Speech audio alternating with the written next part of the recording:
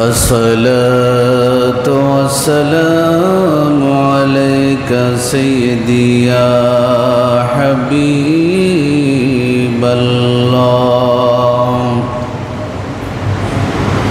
الصلاة والسلام عليك سيدي يا رحمة للعالمين.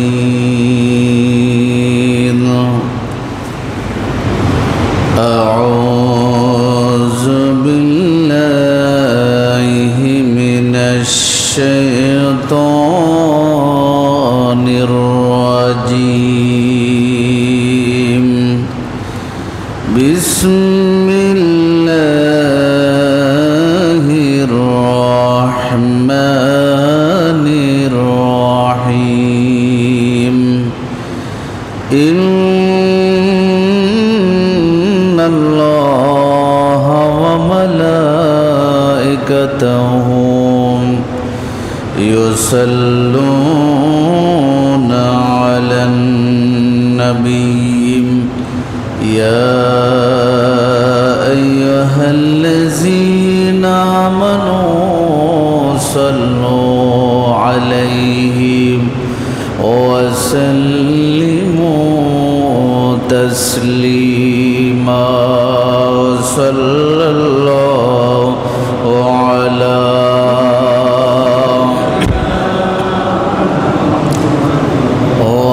آله وصحبه وسلم. صلى الله على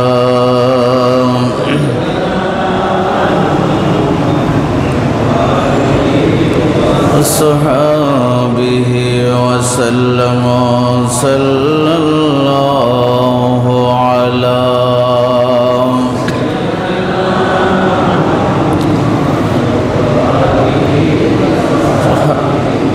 وسلم. اللهم صل على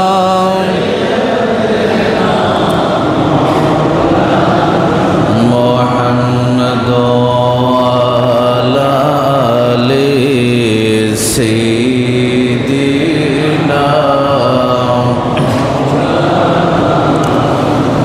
खुदा खुदा कहता है सल्लम पर भी तुम गाफिलों.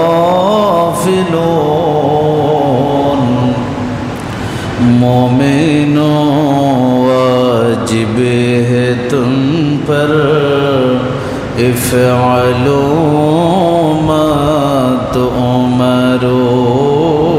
अल्लाहुम्मा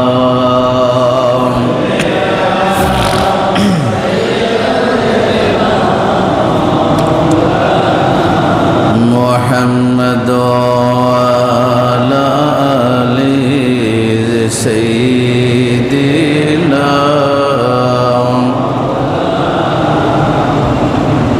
बिस्मिल्लाहिर रहमानिर रहीम. वसब्बिहूहु बुक्रतन व अशिया. सदक़ल्लाहु मौलानल अज़ीम व बल्लगना रसूलुहुन नबियुल हबीबुल करीम. उपस्थित पवित्र सफर मासेर प्रथम जुमार नामाज आदाय करवार उद्देश्ये आगत हजरात मुसल्लियान किराम, मुअज्जज़ मोहतरम मुसल्लियान किराम रहमानी व रहमकुमुल्लाह. अस्सलामु अलैकुम व रहमतुल्लाहि व बरकातुहु. महान रब्बुल आलमीनेर पवित्र दरबारे शत कोटी शुक्रियार साजदा आदाय करছি যে মহান রব্বুল আলামিন ফরওয়ারদিগারে আলম আমাদেরকে তার বাইতুল্লাহর মধ্যে জুমার নামাজ আদায় করবার উদ্দেশ্যে আসার এবং বসার তৌফিক দান করেছেন। সকলে শুকরিয়া আদায় করে একবার বলি আলহামদুলিল্লাহ। আল্লাহ পাক রব্বুল আলামিন আমাদের আশা, আমাদের মসজিদে উপবিষ্ট হওয়া, নামাজ আদায় করা, তাসবিহ তাহলিল দরুদ ও সালাম আল্লাহ যেন কবুল করে কিয়ামতের ময়দানে আমাদের নাজাতের ব্যবস্থা করেন। সকলে পড়ে আমিন। সম্মানিত উপস্থিতি, দরুদ শরীফ কোন কোন জায়গায় পড়তে হবে, কিভাবে পড়তে হবে, যে বিষয়টা নিয়ে আলোচনা করছিলাম তার অবশিষ্ট যে বর্ণনাগুলো আছে আজকে চেষ্টা করব আপনাদের সামনে সে বিষয়গুলো উপস্থাপন করার। আল্লাহ রসুল সাল্লাল্লাহু আলাইহি ওয়াসাল্লামের উপরে আল্লাহ যেভাবে সময় নির্ধারণ করেননি, ওয়াক্ত নির্ধারণ করেননি, স্থান নির্ধারণ করেননি, আল্লাহ বলেছেন ইন্নাল্লাহ ওয়া মালাইকাতুহু ইউসাল্লুনা আলান নবী, আল্লাহ এবং ফেরেশতারা তার হাবিবের উপরে দরুদ এবং সালামের হাদিয়া পেশ করে যাচ্ছেন। সেটা কোনো সময়ের সাথে স্থানের সাথে কোনো নির্দিষ্ট নয়। সেই হিসাবে একজন ইমানদার হিসেবে, একজন আল্লাহর বান্দা হিসেবে, নবীর উম্মত হিসেবে আমাদের দায়িত্ব এবং আমাদের কর্তব্য হলো আল্লাহর হাবিব সাল্লাল্লাহু আলাইহি ওয়াসাল্লামের উপরে কোনো সময় কোনো স্থান নির্দিষ্ট না করে যে যেখানে পারি যখন সময় হয় সুযোগ হয় সর্বদা আল্লাহর হাবিব সাল্লাল্লাহু আলাইহি ওয়াসাল্লামের উপরে দরুদ ও সালামের হাদিয়া পেশ করা, এটাই হলো মূল দায়িত্ব। এরপরও হাদিসে মুহাদ্দিসিনে কেরাম হাদিস থেকে, ফুকাহায়ে কেরাম হাদিস থেকে যেই নির্দিষ্ট স্থানগুলো বের করেছেন, যেগুলোতে আল্লাহ রসুল সাল্লাল্লাহু আলাইহি ওয়াসাল্লাম ইঙ্গিত দিয়েছেন আমাদেরকে তার প্রতি দরুদ প্রেরণ করার জন্য, সেই স্থানগুলো আপনাদের সামনে উপস্থাপন করা হচ্ছিল। তন্মধ্যে 9 নম্বর স্থান সেটা হচ্ছে ইনদা তারফা ইন নাহার, দিনের 2 প্রান্তে ওয়াজিফা করে যখন কোনো পীর সাহেবের কাছে বায়াত গ্রহণ করে তখন ওয়াজিফা দেওয়া হয় যে সকালে 100 বার, জোহরের নামাজের পরে 100 বার, আসরের নামাজের পরে এতবার, মাগরিবের নামাজের পরে এতবার, এভাবে করে ওয়াজিফা দেওয়া হয়। সেটা যেভাবে ওয়াজিফা হিসেবে পালন করা হয় আরও সহজ। যারা বায়াত এটা পছন্দ করে না তাদের জন্য বুঝতে আরও সহজ।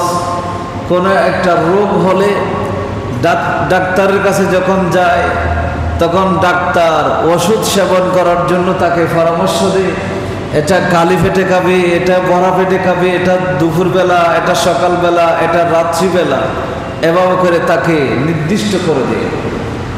রোগ সারার জন্য, সুস্থ হওয়ার জন্য মানুষ ওই ডাক্তারের পরামর্শ মতে তারা সেই ওষুধ সেবন করে তারা সুস্থ হয়ে ওঠে।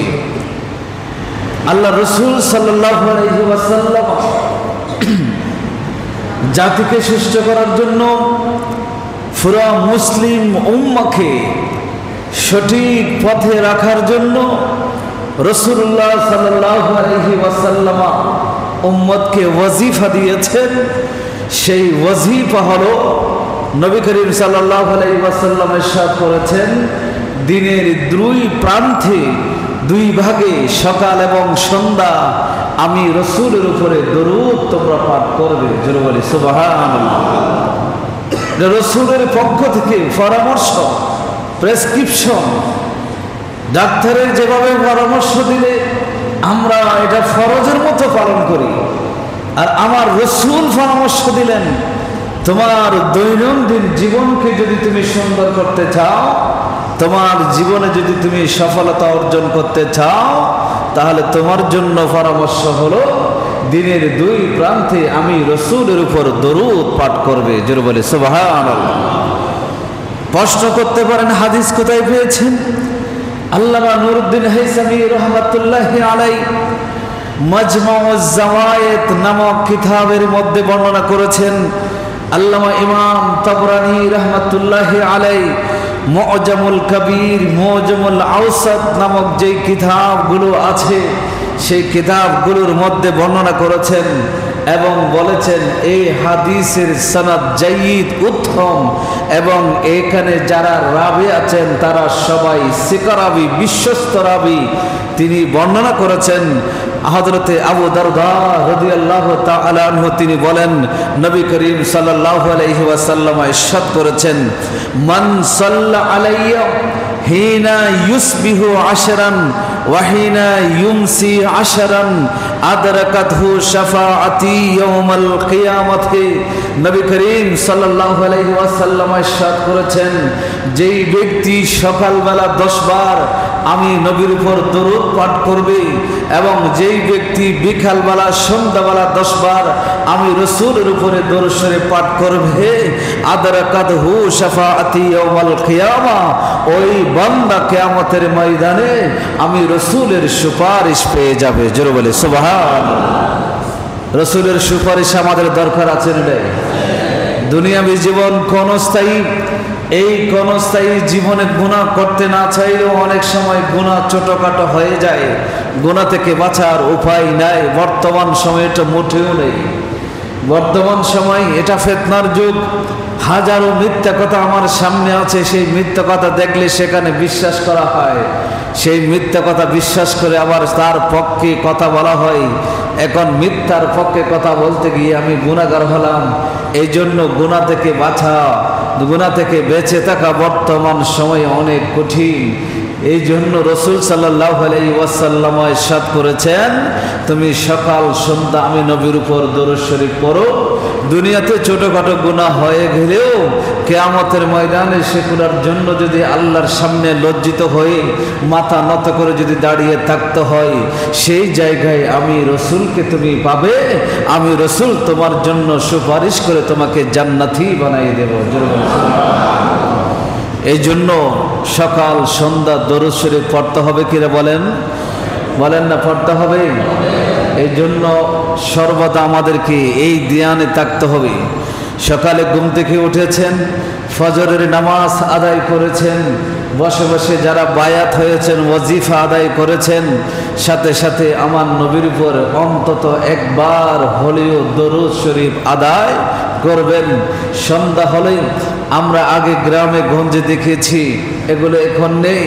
গ্রামে দেখেছি মাগরিবের আজান হলেই যারা মুরব্বী তারা তো নামাজ পড়তে চলে যায়, পুরুষরা মসজিদে যেত, মেয়েরা ওযু কালাম করে নামাজে বসে যেত।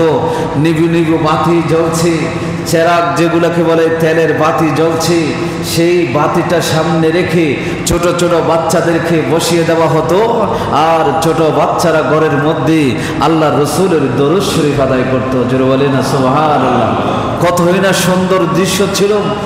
তখন হয়তো আমরা বুঝি নাই এটা কেন পড়া হয়, আমরা হয়তো তখন পড়েছি কিন্তু বুঝতে পারি নাই।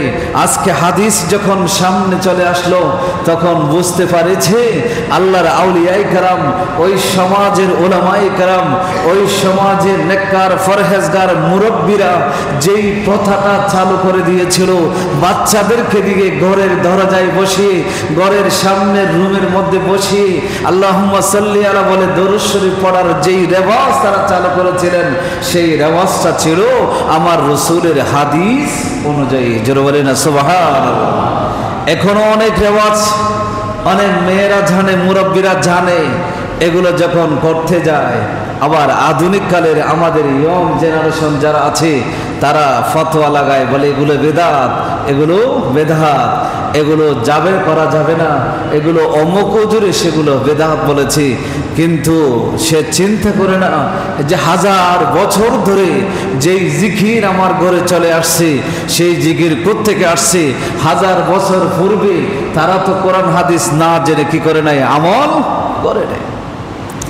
যাই হোক, আমি যে কথা বলছি, সকাল সন্ধ্যা আমাদেরকে কি করতে হবে? আমল করতে হবে। আল্লাহ পাক কোরআনে বলেছেন, ওয়াসাব্বিহুহু বুকরাতাও ওয়া আশিয়া, সকাল সন্ধ্যা তোমরা আল্লাহর জিকির করো। আল্লাহ পাক আরো বলেছেন, ইন্না আরসালনাকা শাহিদান ওয়া মুবাশশিরান ওয়া নাযীরা, লিতুমিনু বিল্লাহি ওয়া রাসূলিহি ওয়া তুআজ্জিরুহু ওয়া তুওয়াক্কিরুহু ওয়া তুসাব্বিহুহু বুকরাতাও ওয়া আসিলা। এই যে এখানে আল্লাহ রাসূলকে তাজিম করার জন্য বলেছেন, ওয়া তুসাব্বিহুহু বুকরাতাও ওয়া আসিলা বলেছেন। রাসূলের তাসবিহ পাঠ হয় না, এই জন্য মুফাসসিরিনে কুরআন বলেছেন এর আগের শব্দের অর্থ যেহেতু রাসূল, এই জন্য তাসবিহ বলতে এখানে রাসূলের উপরে সকাল সন্ধ্যা তোমরা রাসূলের উপর দরুদ শরীফ পাঠ করো। জোরে বলে সুবহানাল্লাহ। এটা আল্লাহর কোরআন। সূরা ফাতার মধ্যে আমি নামাজের মধ্যে প্রায় সময় এই আয়াতটা তেলাওয়াত করি। সুতরাং সকাল সন্ধ্যা আমরা যদি সুস্থ থাকতে চাই, মানসিক, শারীরিক, সামাজিক সব ক্ষেত্রে আমরা যদি সুস্থতা কামনা করি, তাহলে আল্লাহ রাসূলের উপরে সকাল সন্ধ্যা দরুদ শরীফ কি করতে হবে? আদায় করতে হবে। 10 নম্বর সবচেয়ে গুরুত্বপূর্ণ, ইয়াউমুল জুমআ ওয়া লাইলাতিহা, জুমার দিন এবং জুমার রাত। জুমার দিন এবং জুমার রাত। আজকে কিসের দিন বলেন না? কিসের দিন? তো জুমার রাত কোনটা? যেটা চলে গেছে। কারণ দিন শুরু হয় ইসলামী নিয়ম অনুযায়ী মাগরিব থেকে, সূর্য অস্ত যাওয়ার পর থেকে দিন শুরু হয়। যেই রাতটা চলে গেছে সেটা ছিল কিসের রাত? জুমার রাত। এই জুমার রাত এবং জুমার দিন দরুদ শরীফ পড়ার ফজিলত অনেক। আল্লাহ রাসূল সাল্লাল্লাহু আলাইহি ওয়াসাল্লাম উম্মতদেরকে বেশি বেশি উৎসাহিত করেছেন।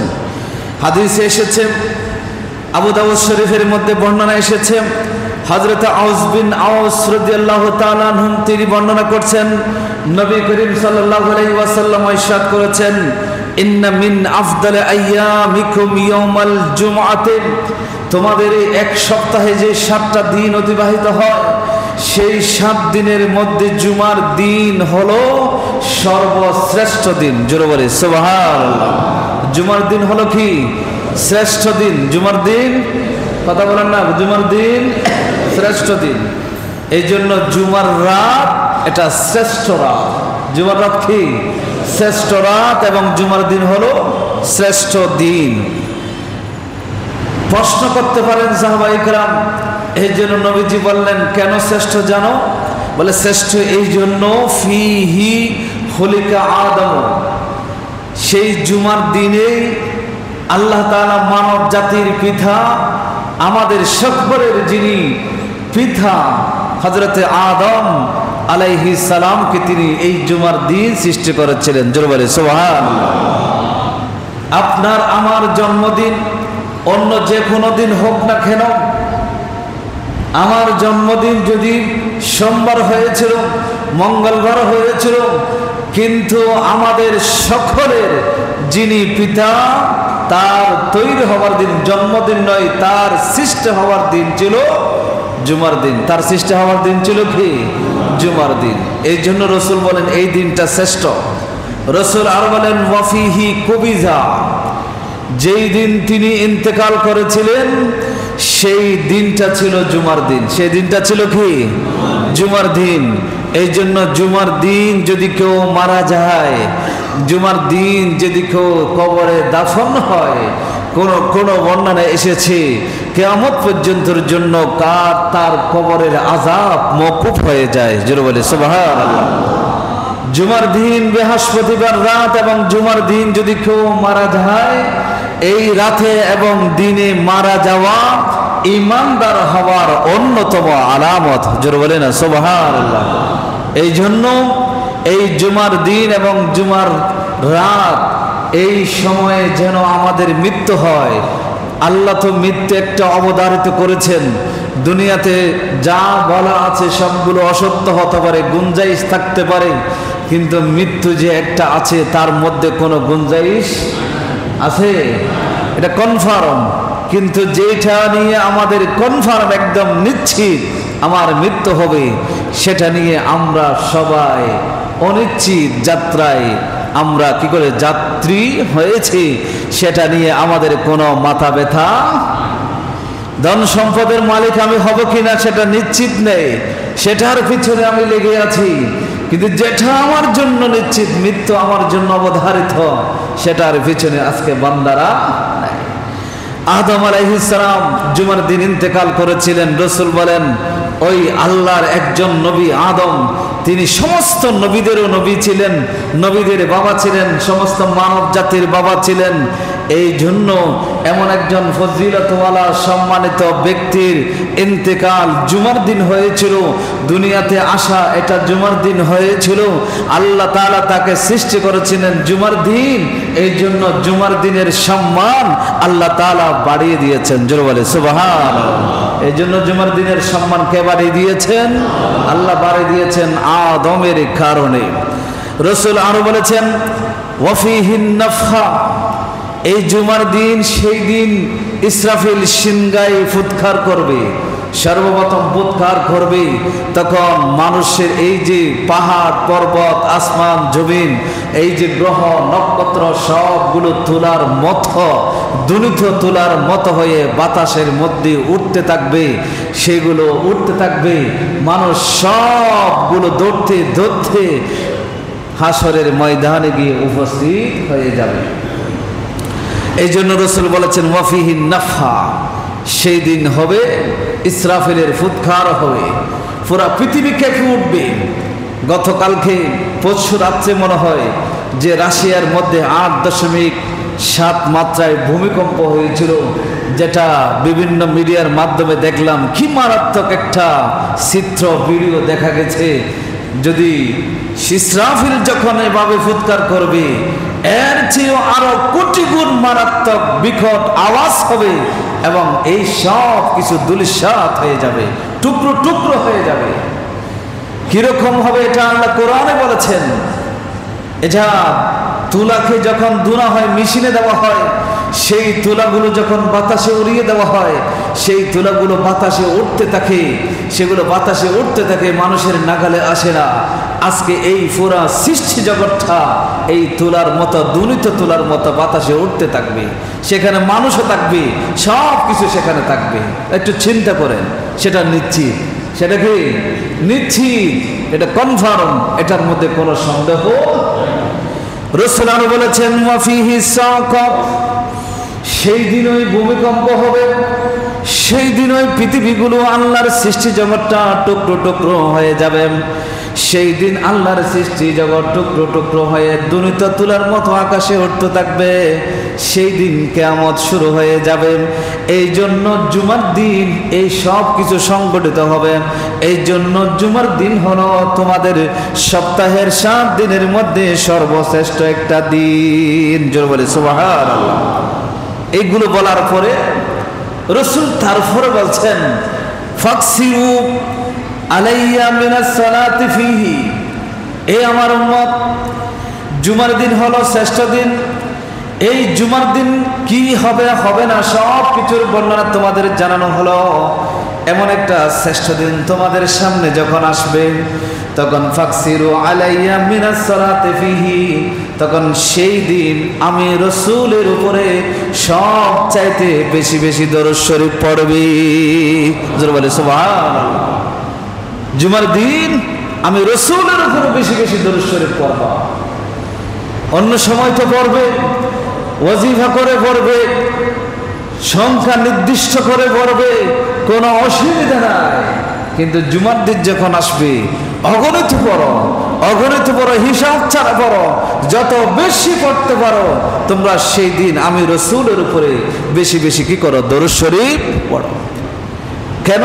রাসূল সেটা বলেন ফা ইন্না সালাতাকুম মা'রুজাতুন আলাইয়া, কারণ তোমাদের দরুদ আমি রাসূলের কাছে প্রেরণ করা হয়, আমি রাসূলের কাছে নিয়ে আসা হয়।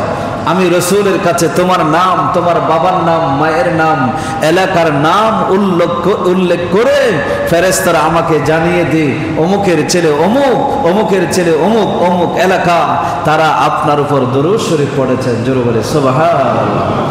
এই জন্য রাসূলের উপর দরুদ শরীফ পড়ার দরকার আছে না নাই? কথা বলেন না, আছে না নাই?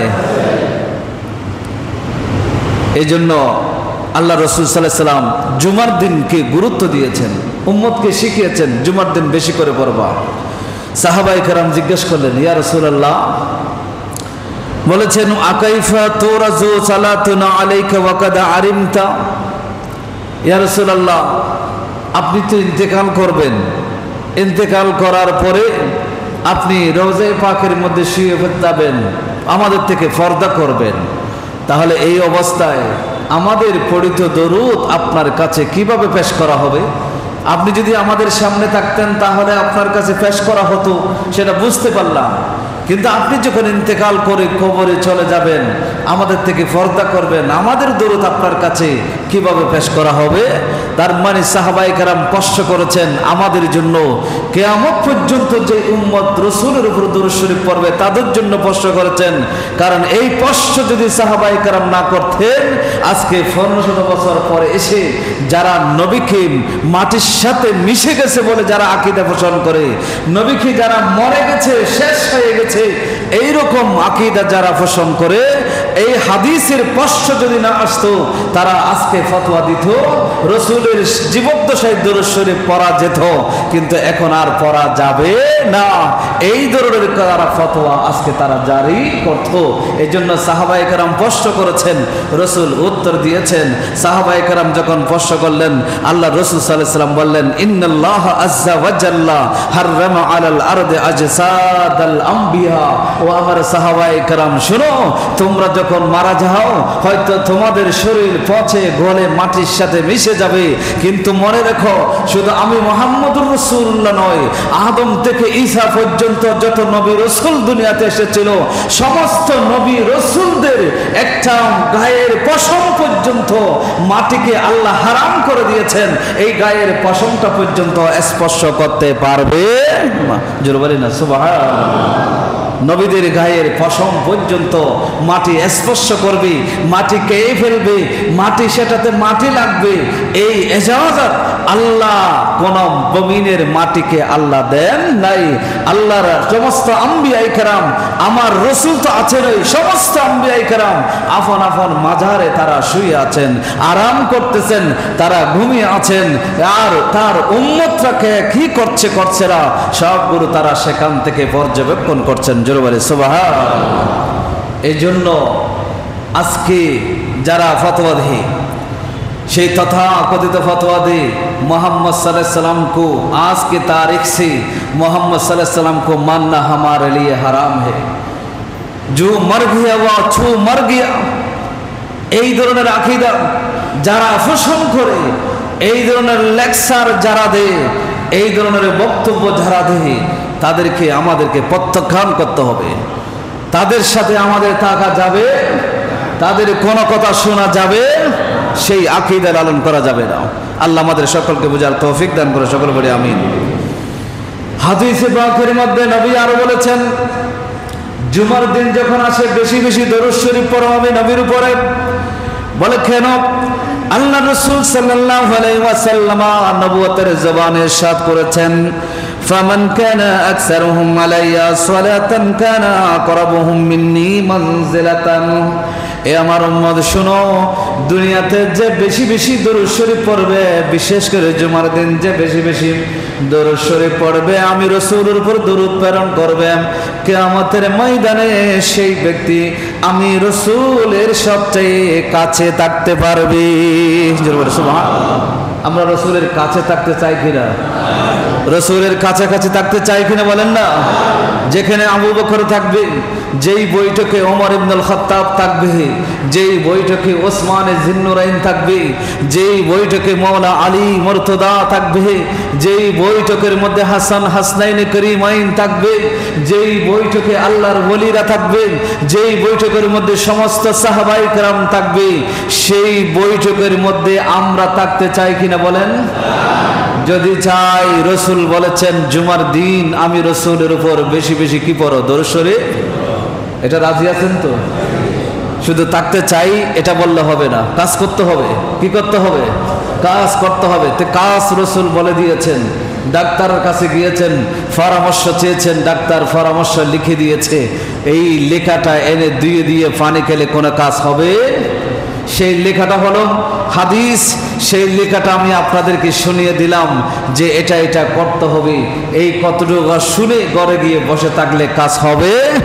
কাজ করতে হবে। সেই কাজ হলো জুমার দিন এবং জুমার রাত আল্লাহর রাসূলের উপরে বেশি বেশি কি করতে হবে? দরুদ শরীফ পড়তে কথা বুঝেছেন? দরুদ শরীফ পড়তে হবে।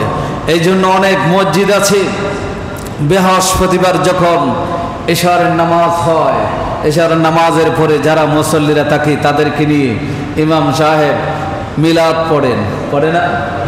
এখানে পড়েনি? পড়ে।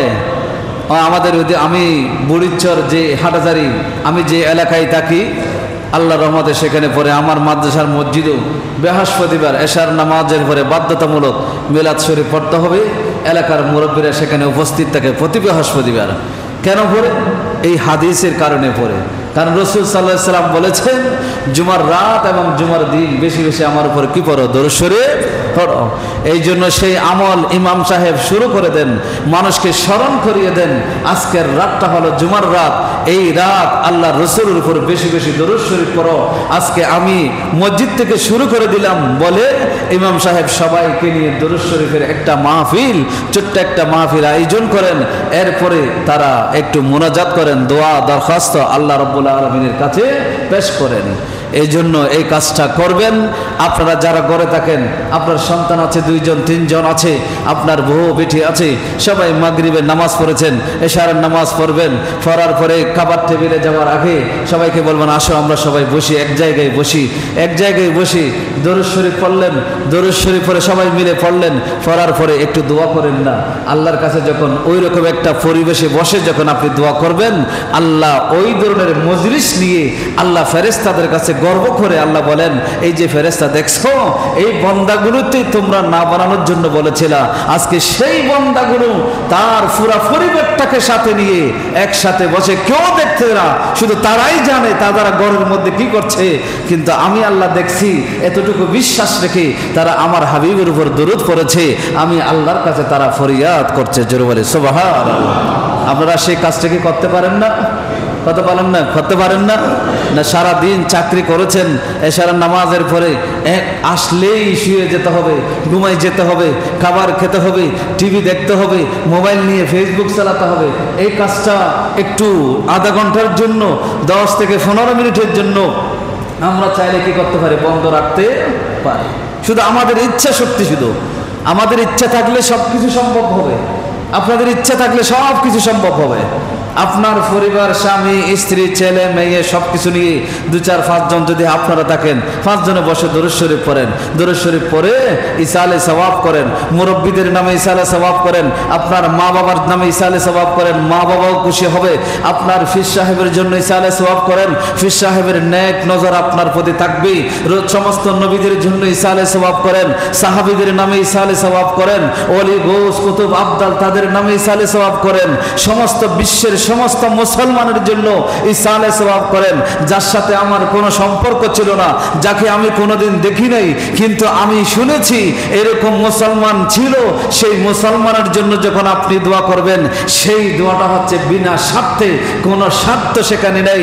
এইরকম বিনা স্বার্থে যখন আপনি দোয়া করবেন, হাদিসে পাকে এসেছে যতগুলো মানুষের জন্য আপনি দোয়া করেছেন, ততগুলো মানুষের সমপরিমাণ নেকি আপনার আমলনামায় দিয়ে দেওয়া হবে। যেন বলে সুবহানাল্লাহ। এগুলো ফ্রি পাওয়া যায়। ইসলাম আমাদেরকে সহজ করে দিয়েছেন, কিন্তু আমরা ইসলামকে কঠিন করে ফেলেছি। আমরা ইসলামকে একটা শিডিউল করে ফেলেছি, রুটিন মাফিক করে ফেলেছি। জাস্ট 5 ওয়াক্ত নামাজ পড়বো, বাস এটা যুগেই সীমাবদ্ধ, এটা পড়লেই জান্নাত কনফার্ম, এতটুকু বলবো। অনেক ভাইয়েরা আছে যে জামাতে নামাজ পাই নাই, আবার জামাতে পড়ার জন্য পাগল হয়ে যায়, বলে দ্বিতীয় জামাত পড়েন, দ্বিতীয় জামাত পড়েন। কোরআন এবং হাদিসের মধ্যে আমি পাই নাই। কেউ যদি পেয়ে থাকে বলবেন। যেই মসজিদে একবার জামাত হয়ে যায়, সেই মসজিদে দ্বিতীয় জামাতের কোনো ফজিলত নাই। জামাতের ফজিলত আছে, আপনি ফ্যাক্টরিতে কাজ করছেন, মসজিদে যেতে পারেন নাই, তাহলে সেই ফ্যাক্টরিতে যদি আপনি 3 জন থাকেন, 2 জন থাকেন, আপনারা জামাতে নামাজ পড়েন, সেখানে জামাতের ফজিলত আছে। এই মসজিদে জামাত হয়ে গেল, আবার 4-5 জন এসে আপনারা জামাত একটা শুরু করলেন, এই জামাতের কোনো ফজিলত নাই। অনেকে আমার এটাতে বেশি ফজিলত দিয়ে থাকে, মানে ওই নামাজটা জামাতে পড়তেই হবে, এরকম কিছু ফজিলত দিয়ে থাকে। এগুলো আমাদের রুটিন মাফিক হয়ে গেছে। ইসলাম সেগুলোর দিকে নয়। শুধু রুটিন মাফিক যে কাজগুলো সেগুলোর ভিতরে এটা তো আপনার পার্সোনাল, এটা আপনার ফরজ ডিউটি, আবশ্যকীয় ডিউটি। সে আবশ্যকীয় ডিউটি করলে আল্লাহ চাইলে আপনাকে জান্নাত দিতেও পারে, নাও দিতে পারে। কিন্তু আপনি যখন ওভার ডিউটিগুলো, ওভার টাইম যেগুলো ডিউটি আছে সেগুলো যখন আপনি করবেন, ইসলামকে রুটিন হিসেবে করবেন না, নামাজ 5 ওয়াক্তের সাথে সাথে যখন সুযোগ হয় তখন আল্লাহকে স্মরণ করবেন। আল্লাহ কোরআনে বলেছেন ফাইদা ফারাগতা ফানসাব, ও বান্দা যখন তোমার সুযোগ আছে তখন তুমি বসে যাও, যখন তোমার সুযোগ আছে ফারফা ইলাইয়া ইয়াদাইকা, আমার দিকে তোমার 2টা হাত তুলে দিয়ে তুমি ফরিয়াদ করো। যখন সুযোগ হয় তখন তুমি নামাজের জন্য দাঁড়িয়ে যাও। আল্লাহ তো সেটাই বলেছেন। এই জন্য শুধুমাত্র 5 ওয়াক্ত নামাজ টাইম মোতাবেক পড়ব, বাস তাকবীরে উলার সাথে নামাজ পড়ে ফেলেছি, আমার জন্য জান্নাত কনফার্ম, এটা কখনো হতে পারে? কথা বুঝেছেন? আমি আবার জামাত সহকারে নামাজ পড়লে জান্নাত কনফার্ম নয় একথা বলছি না। যারা শুধুমাত্র শিডিউল করে ফেলেছেন এটাই যথেষ্ট, এদের জন্য বলছি, ওটা যথেষ্ট নয়। কারণ নামাজ আপনি পড়ছেন, আমি পড়তেছি, কিন্তু কবুল করার মালিক তো আল্লাহ। আমি চাইলে তো তাকে কবুল করাই দিতে পারবো? কথা বলেন না? শিশুরা যখন খাবার খায় না তখন মা তাকে খাইয়ে দেয়, তখন খেতে হয়, বাধ্য হয়ে খেতে হয়। তা আল্লাহ তো শিশু না যে আমার নামাজ যদি তিনি না নেন আমি জোর করে নিতে হবে, এটা বলতে পারবো? পারবো না। আমার কাজ হচ্ছে আদায় করা, নেওয়ার মালিক হচ্ছে কে? আল্লাহ। আল্লাহ নিলেও না নিলে কিন্তু আমার কিছু করার। এই জন্য বলে যে নামাজ এমন ভাবে পড়ো, হয়তো 2টা রাকাত যদি তোমার জীবনের সমস্ত নামাজের মধ্যে 2টা রাকাত নামাজ যদি কবুল হয়ে যায় তাহলে সেই 2 রাকাতের কারণে তুমি নাজাত পাবে, সেই 2 রাকাতের কারণে নাজাত পাবে। এই জন্য হাদিসে এসেছে যে আখলিস দীনাকা ইয়াকফিকাল কালিলু মিনাল আমাল, তুমি তোমার আমলটাকে ইখলাসের সাথে করো, তাহলে স্বল্প আমলই তোমার জন্য কি হয়ে যাবে? যথেষ্ট হয়ে যাবে।